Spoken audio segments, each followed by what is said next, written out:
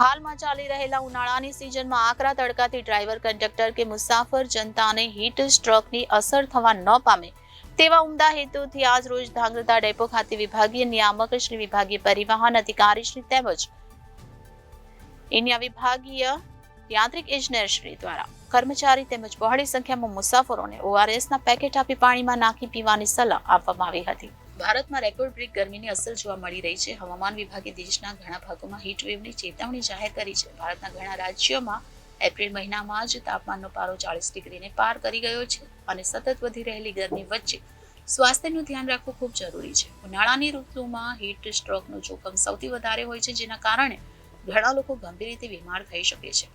Heat સ્ટ્રોકના કિસ્સામાં કોઈ પણ વ્યક્તિને તાત્કાલિક તબીબી સહાયની પણ જરૂર પડતી હોય છે. જો સમયસર સારવાર ન કરવામાં આવે તો તે તમારા મગજ, હૃદય, કિડની અને સ્નાયુઓને ખરાબ રીતે નુકસાન પહોંચાડે છે. જેથી હાલમાં ચાલી રહેલા ઉનાળાની સિઝનમાં આકરા તડકાથી ડ્રાઈવર, કંડક્ટર કે મુસાફર જનતાને હીટ સ્ટ્રોકની અસર થવા ન પામે તેવા ઉમદા હેતુથી આજ રોજ ધાંગધ્રા ડેપો ખાતે વિભાગીય નિયામક શ્રી, વિભાગીય પરિવહન અધિકારી શ્રી તેમજ ઇન્ડિયા વિભાગીય યાંત્રિક ઇજનેર શ્રી દ્વારા કર્મચારી તેમજ બહોળી સંખ્યામાં મુસાફરોને ઓઆરએસના પેકેટ આપી પાણીમાં નાખી પીવાની સલાહ આપવામાં આવી હતી. Bureau report Janadesh news, Surendranagar.